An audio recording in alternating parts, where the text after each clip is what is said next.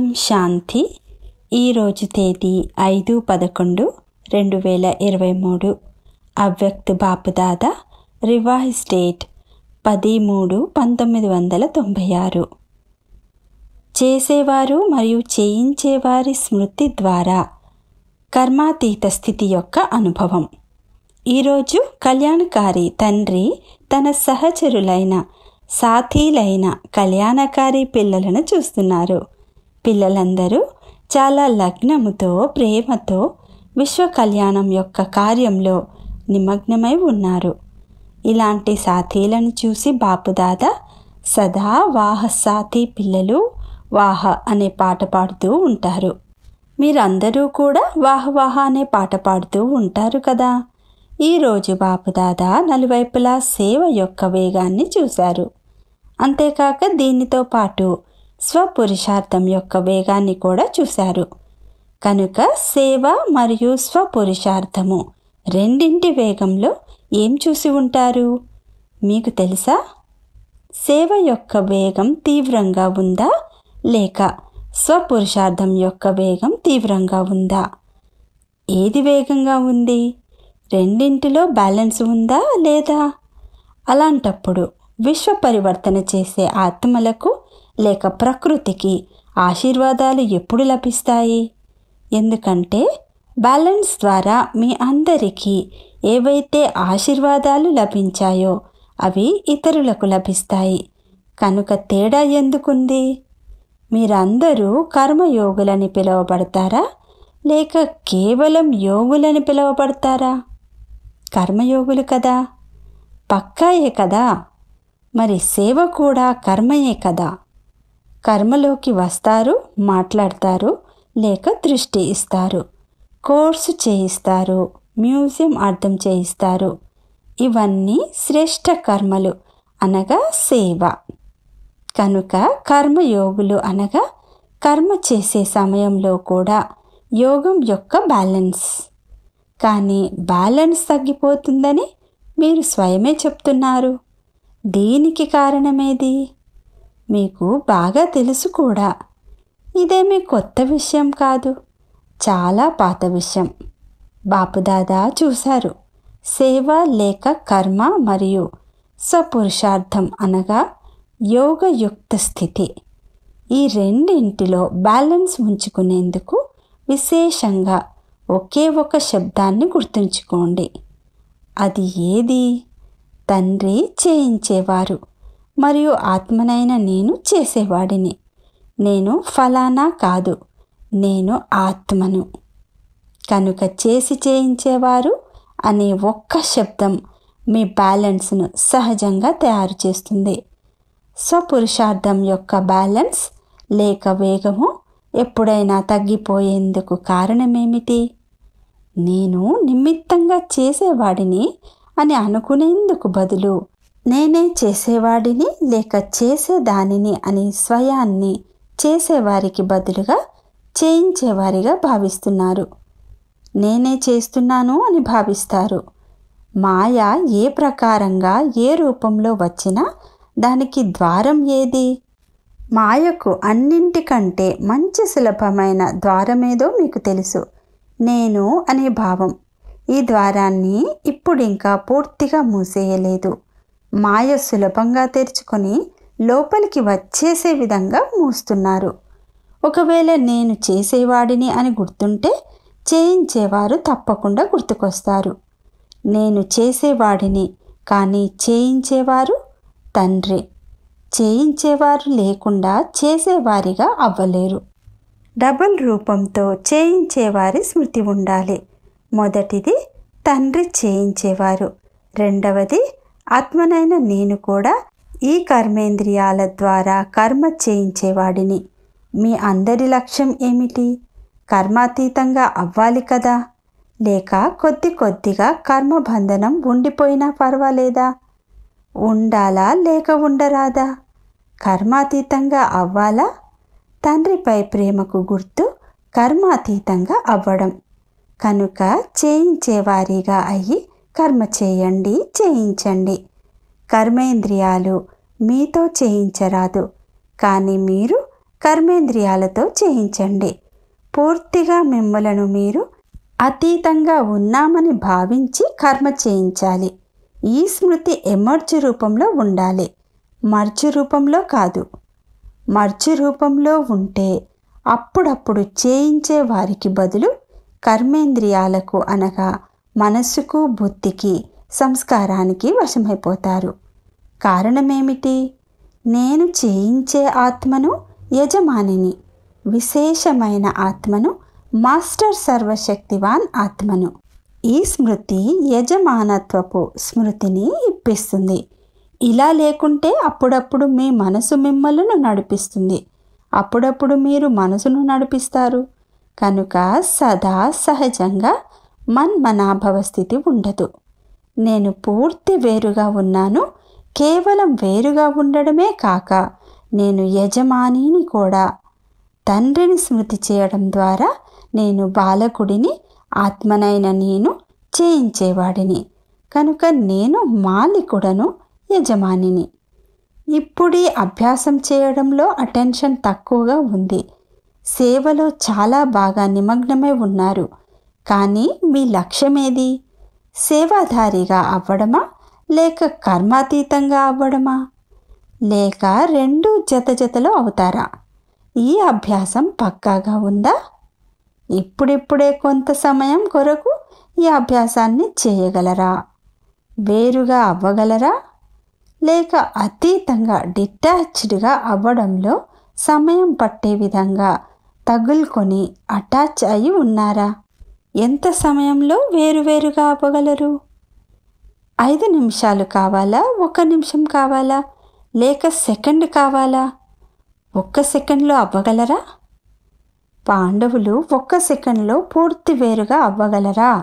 యజమాని అయిన ఆత్మ వేరుగా మరియు కర్మాచారులైన కర్మేంద్రియాలు వేరుగా ఉన్నాయి. ఈ అభ్యాసం ఎప్పుడు కావాలంటే అప్పుడు జరగాలి. మంచిది. ఇప్పుడిప్పుడే 1 సెకండ్లో భిన్నంగా మరియు తండ్రికి ప్రియంగా అయిపోండి. వాస్తవంగానే నేను భిన్నమైన ఆత్మను అని శక్తిశాలి అభ్యాసం చేయండి. ఈ కర్మేంద్రియాలు నా సహచరులు, కర్మ యొక్క సాథీలు. కానీ నేను భిన్నంగా మరియు ప్రియంగా ఉన్నాను. ఇప్పుడు 1 సెకండ్లో ఈ అభ్యాసాన్ని రిపీట్ చేయండి. డ్రిల్ సహజం అనిపిస్తుందా, లేక కష్టం అనిపిస్తుందా? సహజం అనిపిస్తే పూర్తి రోజంతటిలో కర్మ చేసే సమయంలో ఈ స్మృతిని ఎమర్జీ చేసుకోండి. అప్పుడు కర్మాతీత స్థితి యొక్క అనుభవం సహజమవుతుంది. ఎందుకంటే సేవను కానీ కర్మను కానీ వదలగలరా? వదిలేస్తారా? చేయాల్సిందే. తపస్సులో కూర్చోవడం కూడా కర్మయే కదా. కనుక కర్మ చేయకుండా, సేవ చేయకుండా అయితే ఉండలేరు, మరియు ఉండరాదు కూడా. ఎందుకంటే సమయం తక్కువగా ఉంది. అంతేకాక సేవ ఇప్పుడు చాలా కూడా ఉంది. సేవ యొక్క రూపురేఖలు మారాయి. కానీ ఇప్పుడు కూడా చాలామంది ఆత్మల ఫిర్యాదులు ఉండిపోయాయి. కనుక సేవ మరియు స్వపురుషార్థం రెండింటి బ్యాలెన్స్ ఉంచుకోండి.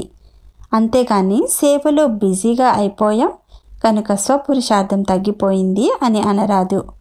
ఇప్పుడు ఇంకా సేవలో స్వపురుషార్థం యొక్క అటెన్షన్ ఎక్కువగా ఉండాలి.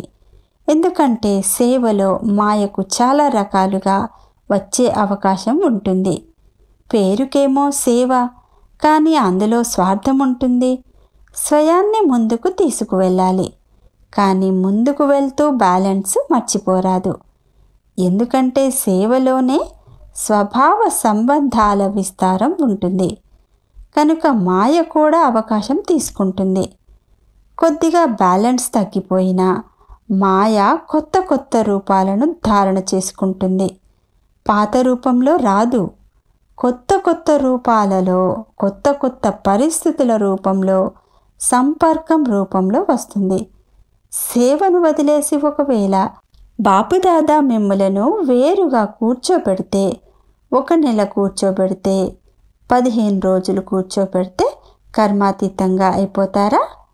మీరేమీ చేయకండి, కేవలం కూర్చొని ఉండండి, తపస్సు చేయండి, భోజనం కూడా ఒకేసారి తయారు చేసుకోండి, అంతే.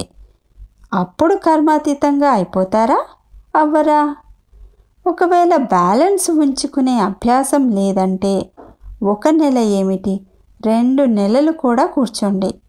కానీ మనసు కూర్చోదు, కేవలం శరీరం కూర్చుంటుంది. అయితే కూర్చోబెట్టాల్సింది మనసును, కేవలం శరీరాన్ని కాదు. శరీరంతో పాటు మనసును కూడా కూర్చోబెట్టాలి. తండ్రి మరియు నేను, అంతే, ఇతరులెవ్వరూ లేరు అని కూర్చోవాలి. 1 నెల ఇలాంటి తపస్సు చేయగలరా? లేక సేవ గుర్తొస్తుందా? రోజు రోజుకు సేవ పెరగాల్సిందే అని బాపుదాదా చెప్తూ ఉంటారు, లేక డ్రామా చూపిస్తూ ఉంటుంది. మరి అలాంటప్పుడు ఎలా కూర్చుంటారు? గత సంవత్సరం ఏదైతే సేవ చేశారో మరియు ఈ సంవత్సరం ఏ సేవ చేశారో అది పెరిగిందా లేక తగ్గిందా? పెరిగిపోయింది కదా. కోరుకోకపోయినా సేవా బంధనంలో బంధింపబడి ఉన్నారు.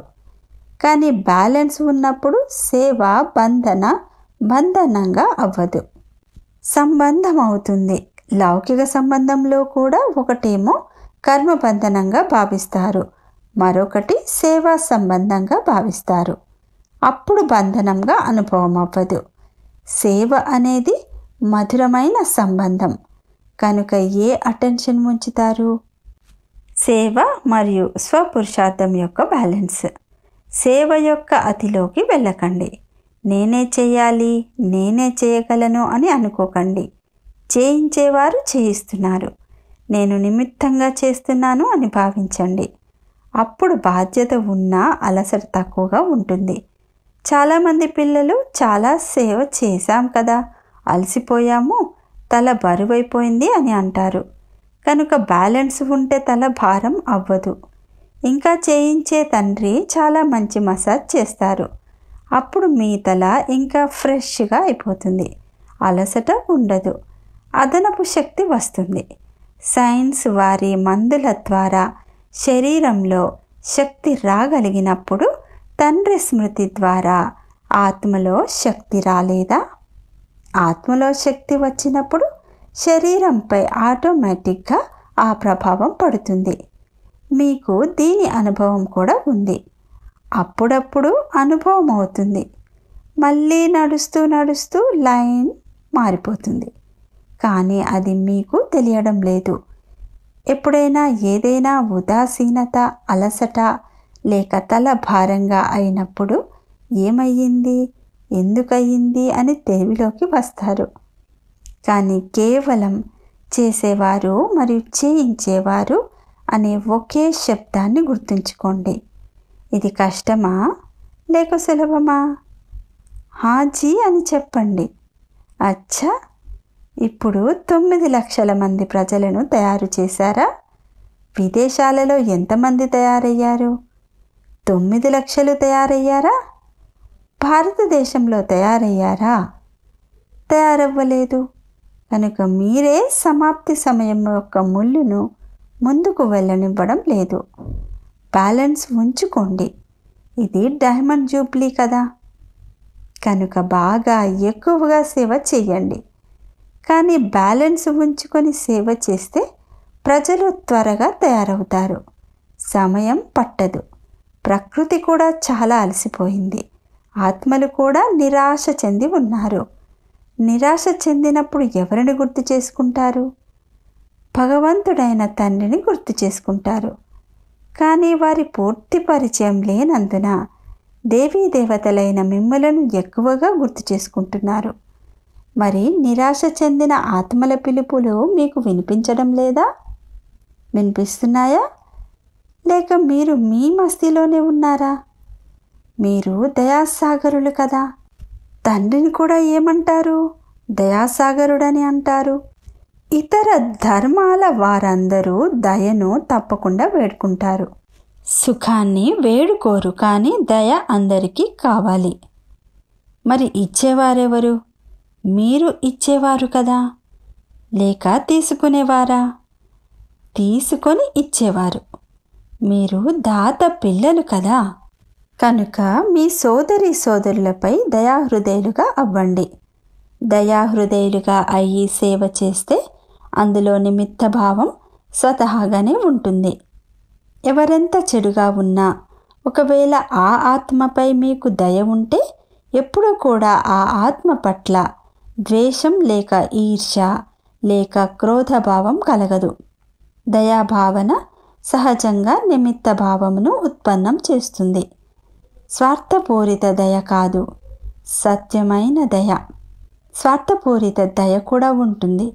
ఏ ఆత్మ పట్లనైనా లోపల ఆకర్షణ ఉంటుంది, కానీ దయ చూపిస్తున్నానని అనుకుంటారు. ఇలా ఉంటే అది స్వార్థపూరిత దయ, సత్యమైన దయ కాదు. సత్యమైన దయలో ఏ ఆకర్షణ ఉండదు, ఏ దేహభావము ఉండదు.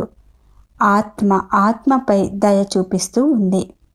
ఇందులో దేహాభిమానం లేక దేహానికి చెందిన ఏ ఆకర్షణల నామరూపాలు కూడా ఉండవు. కొందరికి ఇతరుల దేహంపై ఆకర్షణ ఉంటుంది, కొందరికి వారి గుణాలతో విశేషతలతో కూడా ఆకర్షణ ఉంటుంది. కానీ విశేషతలను లేక గుణాలను ఇచ్చేవారెవరు? ఆత్మ ఎంత గొప్పదైనా తండ్రి నుండి తీసుకునేదిగా ఉంటుంది, మీ స్వంతం కాదు. తండ్రి ఇచ్చారు కనుక డైరెక్ట్గా దాత నుండి ఎందుకు తీసుకోరు? అందుకే స్వార్థంతో కూడిన దయ ఉండరాదని అన్నారు. చాలామంది పిల్లలు ఎలాంటి వయ్యారాలు చూపిస్తారంటే వారిలో స్వార్థం ఉంటుంది, కానీ నేను దయ చూపిస్తున్నానని అంటారు. ఇక వేరే ఏమీ లేదు, కేవలం దయ ఉందని అంటారు. కానీ నిస్వార్థ దయ ఉందా? మోహముక్త దయ ఉందా? ఏదైనా అల్పకాల ప్రాప్తి కారణంగా అయితే దయ లేదు కదా అని చెక్ చేసుకోండి. తర్వాత వారు చాలా మంచివారు కదా, మంచిగా ఉన్నారు కదా, అందుకే కొంచెం అని అంటారు. ఆ కొంచెం వరకు కూడా అనుమతి లేదు. కర్మాతీతంగా అవ్వడంలో ఇవన్నీ విఘ్నాలు. ఇవి దేహాభిమానంలోకి తీసుకొస్తాయి. వారు మంచివారే, కానీ అలా తయారు చేసిన వారు ఎవరు? మంచిని భలే ధారణ చేయండి, కానీ మంచికి ప్రభావితం అవ్వకండి. అతీతంగా మరియు తండ్రికి ప్రియంగా ఉండాలి. తండ్రికి ఎవరైతే ప్రియమైన వారో వారు సదా సురక్షితంగా ఉంటారు. అర్థమైందా? సేవ పెంచుతున్నారు మరియు పెంచాల్సిందే. స్థాపనను కూడా సమీపంగా తీసుకురావాలా లేదా? ఎవరు తీసుకొస్తారు? తండ్రి తీసుకొస్తారా? అందరూ తీసుకొస్తారు. మీరు సహచరులు కదా. సహచర పిల్లలైన మీరు లేకుండా తండ్రి కూడా ఒంటరిగా ఏమీ చేయలేరు. చూడండి, తండ్రి ఒకవేళ మీకు ఏదైనా అర్థం చేయించాలన్నా శరీరాన్ని ఆధారంగా తీసుకోవాల్సి వస్తుంది. శరీరం లేకుండా మాట్లాడగలరా? అది పాత బండి అయినా మంచిదైనా ఆధారమైతే తీసుకోవాల్సి వస్తుంది. ఆధారం లేకుండా చేయలేరు. బ్రహ్మ బాబా ఆధారాన్ని తీసుకున్నారు కనుకనే మీరు బ్రాహ్మణులుగా అయ్యారు. బ్రహ్మ కుమారులమని అంటారు, శివకుమారులమని అనరు. ఎందుకంటే నిరాకార తండ్రి కూడా సాకారాన్ని ఆధారంగా తీసుకోవాల్సిందే. సాకార బ్రహ్మను ఆధారంగా తీసుకున్నారు. అంతేకాక ఇప్పుడు కూడా బ్రహ్మ యొక్క అవ్యక్త ఫరిష్తా రూపాన్ని ఆధారంగా తీసుకోకుండా మీ పాలన చేయలేరు. సాకారంలో తీసుకున్నా ఆకారంలో తీసుకున్నా ఆత్మ యొక్క ఆధారాన్ని తోడును తీసుకోవాల్సి వస్తుంది. వాస్తవానికైతే వారు సర్వశక్తివంతుడు, ఇంద్రజాలికులు. వినాశీ ఆటను సెకండ్లో చూపించగలిగినప్పుడు సర్వశక్తివంతుడు ఏది కావాలంటే అది చేయగలడా? ఇప్పుడిప్పుడే వినాశనాన్ని తీసుకురాగలడా? ఒంటరిగా తీసుకురాగలడా? ఒంటరిగా చేయలేడు. సర్వశక్తివంతునిగా ఉండవచ్చు, కానీ సాథీలైన మీ సంబంధంలో బంధింపబడి ఉన్నాడు. కనుక తండ్రికి మీపై ఎంతో ప్రేమ ఉంది. కావాలంటే చేయగలరు, కానీ చేయలేరు. ఇంద్రజాలపు కర్రను తిప్పలేరా ఏమిటి? కానీ తండ్రి అంటారు, రాజ్యాధికారులుగా ఎవరు అవుతారు? తండ్రి ఏమైనా అవుతారా? మీరే అవుతారు. స్థాపన మరియు వినాశనం కూడా బాబా చేస్తారు. కానీ రాజ్యం ఎవరు చేస్తారు? మీరు లేకుండా పని జరుగుతుందా? కనుక తండ్రి మీ అందరినీ కర్మాతీతులుగా తయారు చేయాల్సిందే, తయారవ్వాల్సిందే కదా. లేక తండ్రి బలవంతంగా తయారు చేయాలా? తండ్రి తయారు చేయాలి మరియు మీరందరూ తయారవ్వాల్సిందే. ఇది మధురమైన డ్రామా. డ్రామా మంచిగా అనిపిస్తుంది కదా, లేకుంటే అప్పుడప్పుడు విసిగిపోతున్నారా? ఇదేమిటి ఇలా తయారైంది, ఇది మారాలి అని ఆలోచిస్తారా? ఇది తయారైపోయిన డ్రామా, ఇది మారజాలదు అని తండ్రి కూడా అంటారు. ఇది రిపీట్ అవుతుంది కానీ మారజాలదు. డ్రామాలో మీ అంతిమ జన్మకు శక్తులు ఉన్నాయి. ఇది డ్రామాయే, కానీ డ్రామాలో ఈ శ్రేష్ఠ బ్రాహ్మణ జన్మలో మీకు చాలా శక్తులు లభించాయి. తండ్రి విల్లు చేశారు కనుక విల్ పవర్ ఉంది. కనుక ఏ శబ్దాన్ని గుర్తుంచుకుంటారు? చేసి చేయించేవారు. పక్కాగా ఉంచుకుంటారా లేక విమానంలో వెళ్తూ వెళ్తూ మర్చిపోతారా? మర్చిపోకండి.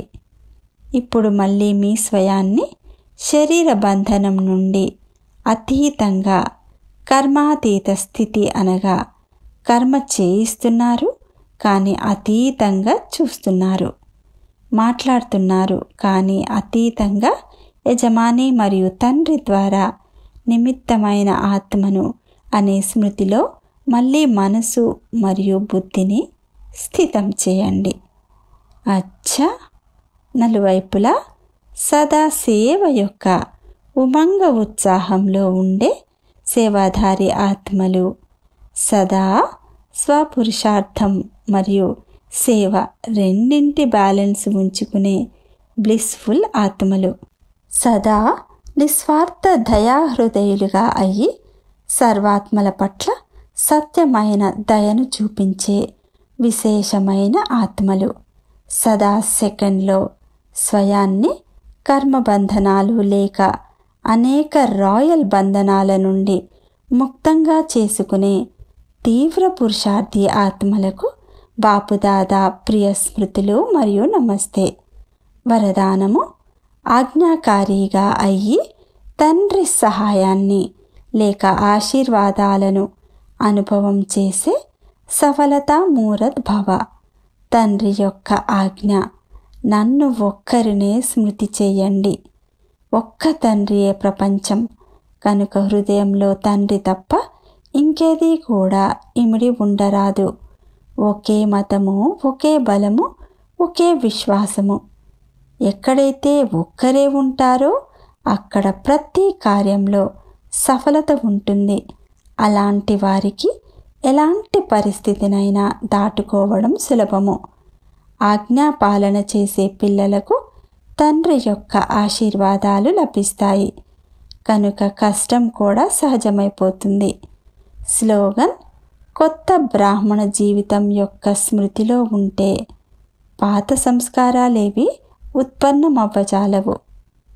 ఓం శాంతి.